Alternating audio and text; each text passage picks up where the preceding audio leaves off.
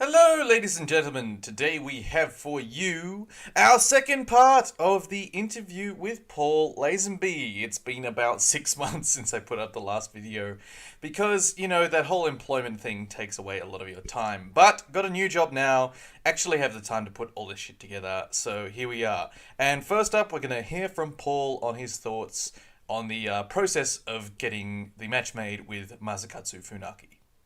The reason I took that fight in the first place was because as a professional wrestler, I wanted to get to Japan, and it almost happened a couple of times. My good friend Dr. Luther almost got me booked for the FMW promotion, and that fell through, and a couple other things fell through. So I never got to go over there, and I always wanted to. So I decided, okay, well, I'll lie. I'll get over there. I'll take a real fight, and I'll get my ass kicked as a way of seeing Japan. And it worked out. I came home. I wasn't dead. I wasn't injured. Great. So I thought it was going to be one and done. And a few days after I got home, Phyllis called me up and said, they want you to come back. They want you to stay at the dojo and train with them. And remember, this is a period of time where in my home country of Canada, people were actually being arrested and put in jail for fighting mixed martial arts.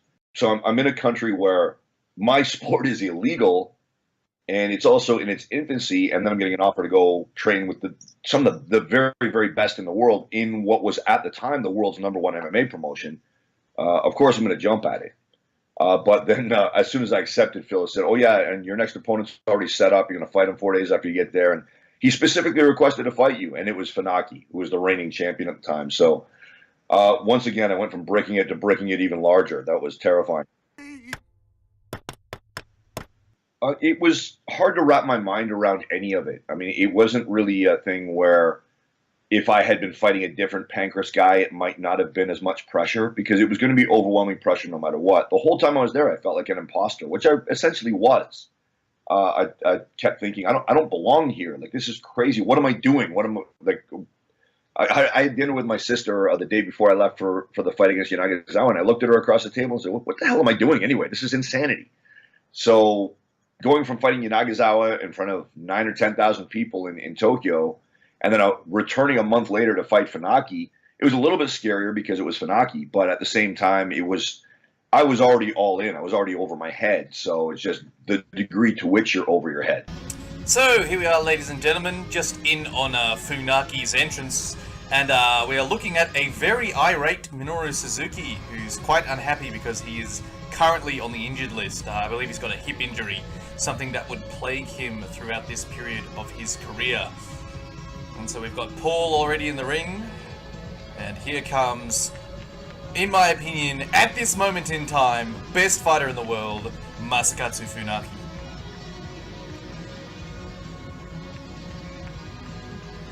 Looking in great shape with the King of Pancrase belt. An iconic design that has thankfully not been changed throughout the years, unlike the current hideous new UFC belt. That thing is fucking awful. And so we heard from Paul how Funaki specifically asked for this matchup to be made. And you're thinking, well, why would Funaki want to fight this random no-name sort of gigantic white guy? Well, I have thoughts on this. And as did Paul, but I think I've edited that out of the... Oh no, I haven't. I've definitely left that in. So we'll let him explain it afterwards.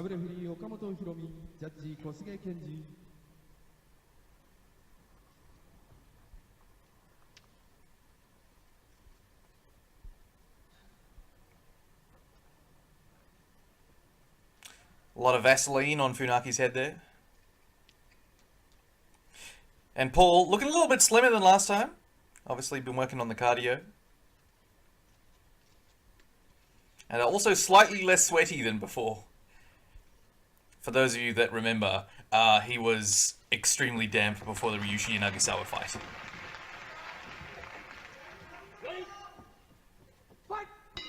And here we go! Lazenby charging in, eats a low kick, a couple of knees from Funaki.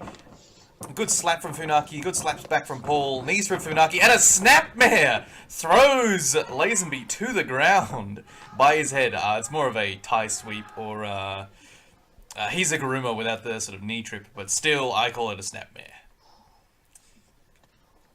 And Paul staying calm, linking his hands, and Funaki dragging him away from the ropes. Very smart. Good ring work there.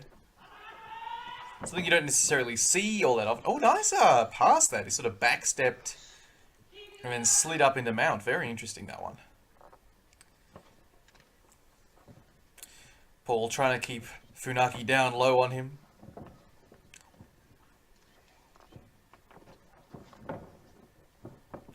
And stopping Funaki from getting any grips. So smart groundwork. Obviously Wayne Erdman knew his shit back in the day. Funaki standing, using floating control on the larger man rather than weight control. Knee on belly, nice and uncomfortable. Paul's managed to break his posture a little bit. Funaki's popped free.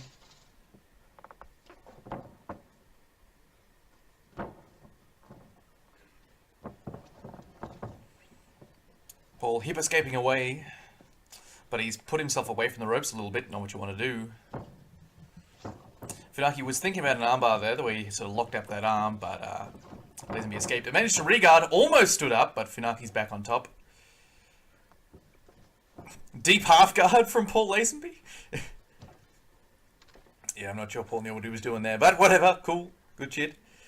Always fun to see interesting things like that pop up. Thank you, Hiroto Soichi, because action ahead, stalemated on the ground there. Backfighting, front kick from Paul, good palm strike from Funaki, and Paul whacking away with his slaps. Oh, big slap there, that was a hard one. Funaki kneeing back, doesn't want to fuck around at slapping distance with Paul Lazenby. Oh, big uppercut there too. Good palm strikes. He got him rocked there, and Funaki immediately grabs double underhooks and just bundles Paul to the ground. So good palm strikes from Paul there. Very solid shit.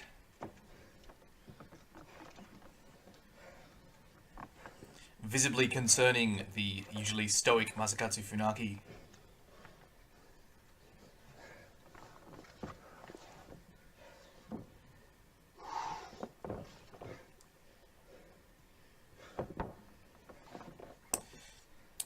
Paul locking up his half guard there.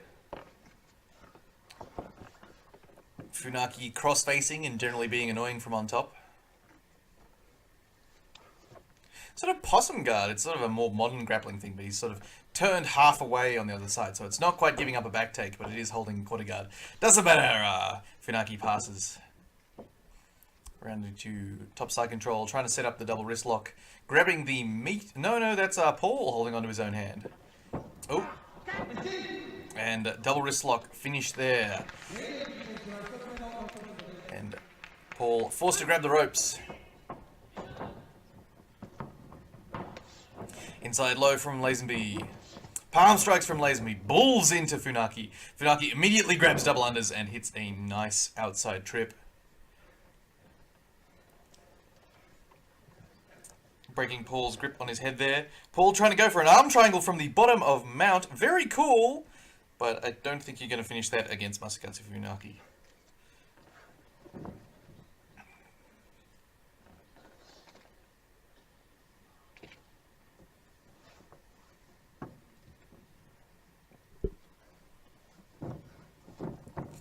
Funaki backsteps round into Neon Belly. Round to the freaky mount. And then back in control here.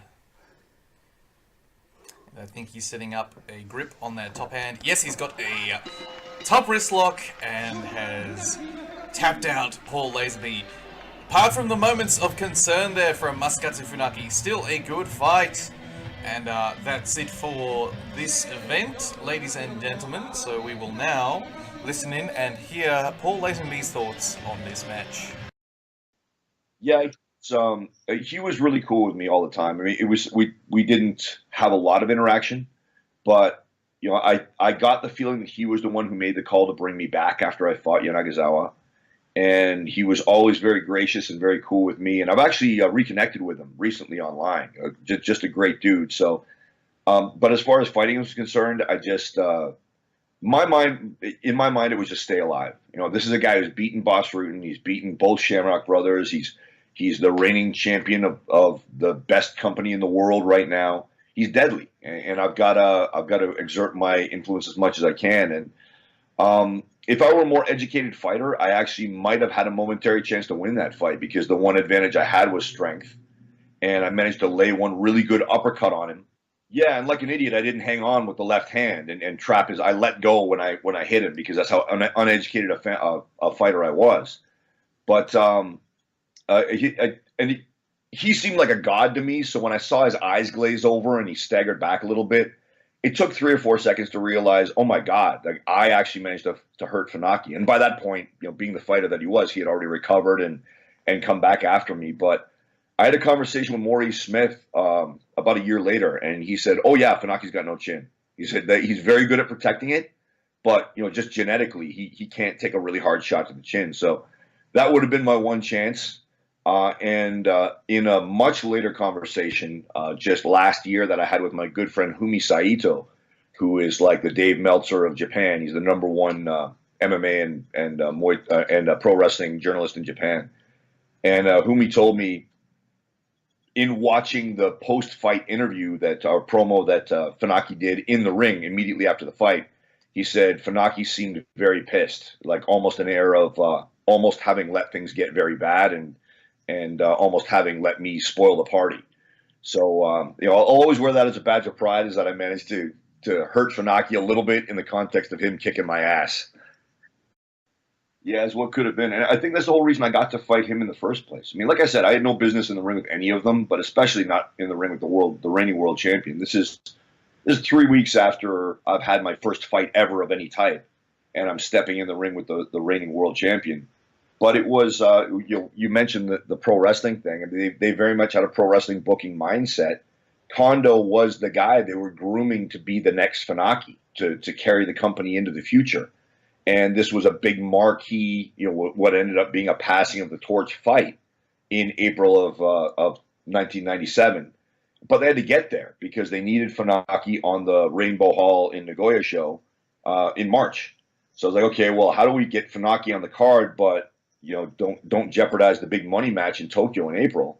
And he saw me fight Yanagazawa in February. And the one thing that I had going for me is that when I'm scared, my instinct is just to throw myself at the threat as opposed to run away from it. And they had a lot of guys, even some guys with UFC experience, that would get over there and freeze, because you get to Pancrase, it's a whole different animal from even what UFC was at the time. Like it's very obvious this is the big time where the most elite fighters were fighting. And so when I got there and I just attacked Yanagazawa right off the bell, they love that in Japan. They love fighting spirit, even if you lose. So he saw this big, muscular Canadian kid who sucks but will fight hard and put up a fight and give an entertaining show.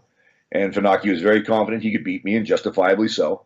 So that was a good bridge to get from March, the show that he's got to be on, and coast into the fight that really mattered in April. Yeah, like we both said, I almost spoiled that plan for them, but I'm sure they were very happy that I didn't. But in the aftermath of the Funaki fight, I don't think there was a day in the first month that I was there that I wasn't scared all the time. First of all, just going in, because Funaki tore my bicep with top wrist lock, otherwise known as Americana, in our fight. That's how he finished me. So I had a freshly torn bicep, and I didn't know anything about these Japanese guys. Are they going to go after my arm and try to cripple me, or like, well, what's the deal here? And then training in the dojo itself, I quickly came to realize that even though I was in good shape, I was nowhere near in fighter shape. And the cardio sessions themselves were terrifying to me. I literally thought I was going to die in training many, many times. It was almost a relief to get to the combative part of the training, because we would do cardio for the first 90 minutes and then a half-hour break, and then fighting for another 90 minutes to 2 hours, 6 days a week.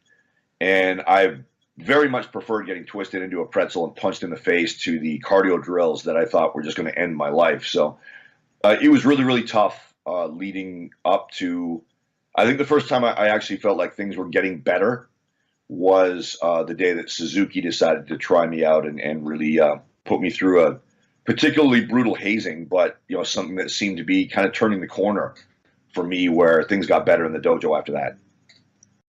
So thank you very much, Mr. Lazenby, and that is that for this episode of Pancrase Review. I hope you enjoyed that, ladies and gentlemen, and I will see you all next